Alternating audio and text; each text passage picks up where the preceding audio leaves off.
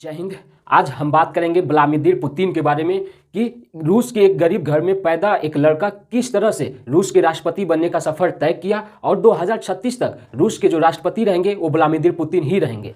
देखिए, जो रूस है वो बहुत ही शक्तिशाली देश है और ऐसे देश का राष्ट्रपति बना वो भी 2036 तक, यानी आने वाले समय का भविष्यवाणी भी कर लेना, ये बहुत बड़ी बात होती है। इसलिए हम इनके बारे में चर्चा कर रहे हैं। देखिए, पुतिन का जो जन्म है वो 1952 में एक गरीब मध्यम परिवार में इनका जन्म हुआ था।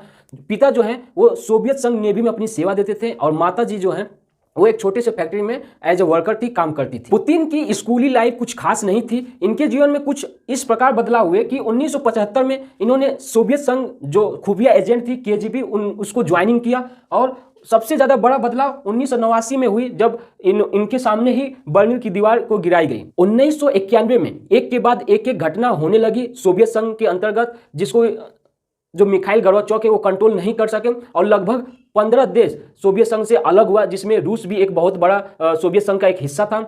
और देखिए, जो मिखाइल गोर्बाचोव है वो अपनी सेना को अफगानिस्तान भेजे, वहां से भी मुंह की खानी पड़ी इनको और वहां जो अफगानिस्तान में है तालिबान का उदय हुआ और आज तालिबान अमेरिका जैसे देश को भी आंख दिखाता है। मिखाइल गोर्बाचोव के इस्तीफे के बाद उनके जगह राष्ट्रपति बने बोरिस येल्सिन। देखिए, बोरिस येल्सिन से रूस के लोगों की बहुत उम्मीद थी, लेकिन ये भी कुछ खास कर नहीं सके क्योंकि बोरिस येल्सिन बहुत ही पीने वाले व्यक्ति थे और पीने के बाद ये ऐसी वैसी हरकत करते थे जिससे रूस की जनता इनके प्रति नाराज होने लगी। देखिए, बोरिस येल्सिन अमेरिका जैसे देश को टक्कर देने के लिए जो अपने यहाँ जो सरकारी चीजें थी उनको प्राइवेट करने लगे। देखिए, जब भी कोई चीज ऐसे बड़े स्टेप लिए जाते हैं तो वो धीरे धीरे कन्वर्ट करते हैं, लेकिन इन्होंने एक बैक किया जिसका कारण ये हुआ कि जो सरकारी जो कर्मचारी थे वो प्राइवेट में नहीं आ पाए, ये शिफ्ट कर नहीं सके उसको। इसका खामियाजा ये हुआ कि जो सरकारी कर्मचारी थे वो बेरोजगार हो गए और काफ़ी तादाद में बेरोजगारी जो है रूस में आने लगी, जिसकी वजह से रूस को बहुत बड़ी दिक्कत का सामना करना पड़ा। ठीक है, और जैसे हमारे देश में नोटबंदी को लेके हुआ, रात को प्रधानमंत्री जी आए और बोले कि नोटबंदी रहेगी कल से, और जिसके घर शादी होने वाली थी वो भी बेचारा बैंक के सामने लाइन लगा रहा है लंबी, जिसके कोई अपना मरीज जो है बीमार है तो वो अस्पताल में छोड़ के बैंक के सामने घंटों घंटों लाइन लगा रहा है। तो इस तरह की जो स्टेप होते हैं वो काफी धीरे धीरे लिए जाते हैं। बोरिस येल्सिन के सलाहकार और दामाद दोनों एक ही थे, जिनका नाम था वैलेंटिना यामासू। वैलेंटिना यामासू पुतिन के पिछले कार्य को बहुत ही बेखूबी देखते थे और उनसे बहुत खुश भी थे, और जिसके कारण पुतिन को जो बोरिस येल्सिन के एडवाइजर के रूप में रख लिया गया, सलाहकार के रूप में, और यहीं से पुतिन और बोरिस येल्सिन की दोस्ती शुरू होती है। देखिए, बोरिस येल्सिन जो है वो पुतिन पे बहुत ही विश्वास करते थे और जितने भी बड़े बड़े फैसले थे वो सभी पुतिन के द्वारा वो लिया करते थे। बोरिस येल्सिन बहुत ही विश्वास करते थे पुतिन पे और जितने भी बड़े बड़े फैसले हुआ करते थे वो पुतिन के सलाह से ही हुआ करते थे। इनको बोल्ड स्टेप लेने के लिए काफ़ी जाना जाता है। देखिए, पुतिन के कामों के वजह से खुश होकर जो राष्ट्रपति बोरिस येल्सिन थे उन्होंने 1999 में इनको प्रधानमंत्री बना दिया गया। देखिए, 1999 में हमारे यहाँ कारगिल की युद्ध चल रहा था। देखिए, जो पुतिन थे वो बहुत ही महत्वाकांक्षी थे और हमेशा आगे बढ़ने की कोशिश करते थे, तो जो इनको प्रधानमंत्री का पद मिला था उससे वो ज़्यादा खुश नहीं थे। इनका जो सपना था वो राष्ट्रपति बनने का था। देखिए, रूस का एक हिस्सा था जिसका नाम था चेचन्या। चेचन्या जिस तरह से 15 देश अलग हुए थे उसी तरह से चेचन्या भी कहता था कि हम रूस से अलग हो गए।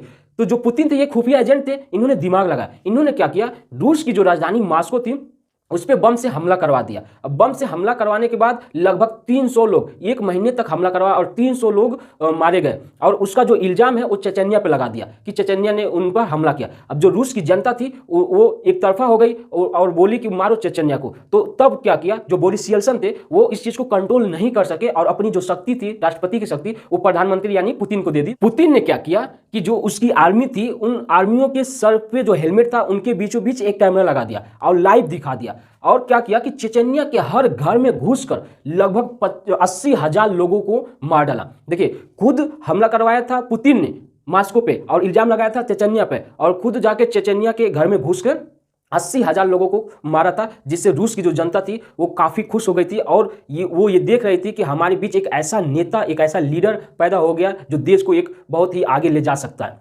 बोरिस येल्सिन पे करप्शन का इल्जाम लगा और फिर सन 2000 में इलेक्शन हुआ तो वहाँ के जो राष्ट्रपति बने उनका नाम था व्लादिमीर पुतिन। यहाँ पुतिन का सपना हो गया पूरा, लेकिन जो रूस का टर्म और कंडीशन था वो ये था कि आप 2 बार ही लगातार राष्ट्रपति बन सकते हैं। तो व्लादिमीर पुतिन ने क्या किया कि जो अपने पहले कार्यकाल था यानी कि 2000 से लेकर 2004 तक, इसमें बहुत ही बेहतरीन ढंग से इन्होंने काम किया। जितनी भी अधिकारियों की बैठक थी बहुत ही अच्छी तरीके से बैठक कर और बहुत ही अच्छे तरह से देश को चलाया। और क्रेमलिन, जैसे हमारे यहाँ संसद भवन होता है, अमेरिका का व्हाइट हाउस होता है, उसी तरह रूस का क्रेमलिन जो जहाँ ये राष्ट्रपति लोग बैठते हैं रहते हैं उनको क्रेमलिन कहते हैं, वहाँ अपना एक दबदबा बना लिया। और इस तरह से उनका जो पहला कार्यकाल था वो बहुत ही अच्छी तरह से चलाया। जिनको जो बताया जाता है कि उस वक्त रूस की जो जीडीपी बढ़ी थी वो 93% की रफ्तार से बढ़ी थी। उस वक्त जो वहाँ के रूस के जो लोग थे वो पुतिन को एक भगवान के रूप में देखने लगे। देखिए, टर्म और कंडीशन के कारण सिर्फ 2 ही बार राष्ट्रपति लगातार बना जा सकता था रूस का। तो जो पुतिन थे वो 2000 से लेकर 2004 तक पहले राष्ट्रपति बने, फिर 2004 से लेकर 2008 तक दूसरी बार राष्ट्रपति बने। तीसरी बार जो टर्म और कंडीशन थी उसको देखते हुए इन्होंने क्या किया कि अपने जो है प्रधानमंत्री बन गए और अपने ही एक चमचे को, जिनका नाम था दिमित्री महदेव, उसको राष्ट्रपति बनाया। और इस दौरान संविधान में संशोधित कर दिया कि जो राष्ट्रपति की शक्तियां है वो प्रधानमंत्री के पास आ जाए। ठीक है, यानी दिमित्री महदेव सिर्फ नाम के राष्ट्रपति थे और जो पावर थी वो प्रधानमंत्री के पास यानी पुतिन के पास आ गई थी।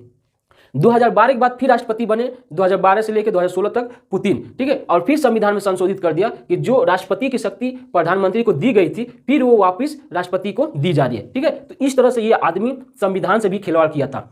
तो ठीक है, फिर 2016 के बाद 2020 तक फिर दोबारा राष्ट्रपति बने और फिर संविधान में अब संशोधित कर दिया कि अब 2036 तक पुतिन ही राष्ट्रपति रहेंगे रूस के। पुतिन जो है बहुत ही शातिर इंसान है। वैसे तो पुतिन के पास तमाम शक्तियां हैं, लेकिन 3 ऐसी शक्तियां हैं जिनसे वो एक बहुत मजबूत लीडर माने जाते हैं और 2036 तक वो राष्ट्रपति भी रहेंगे इन्हीं की बदौलत। उसमें जो पहली शक्ति है वो साइबर हैकर आर्मी है। यानी कि ऐसा कहा जाता है कि जो अमेरिका के राष्ट्रपति बने थे डोनाल्ड ट्रंप, उनको राष्ट्रपति बनाने के लिए इसी साइबर हैकर की मदद ली गई थी। दूसरा जो है विरोधी, इनके विरोधी कब मारे जाते हैं, कब गायब हो जाते हैं, कब उन पे छापा कर दिया जाता है, ये कोई नहीं जानता, ये सिर्फ पुतिन ही जानते हैं। और इसी का कारण ये भी है कि जो इनके विरोधी बहुत ही कम है, यानी कि है ही नहीं एक तरह से कह लीजिए। और तीसरा जो है मीडिया जो है पुतिन की गुलाम है पूरी तरह से, कि पुतिन की हर एक मूवमेंट को ये बताती है कि पुतिन ने क्या खाया, पुतिन कहाँ गए, पुतिन किससे मिले, यानी कि जो दिखता है वही बिकता है। ये मीडिया का वही काम है। ठीक है, पुतिन ने इन तीनों का बहुत बेखूबी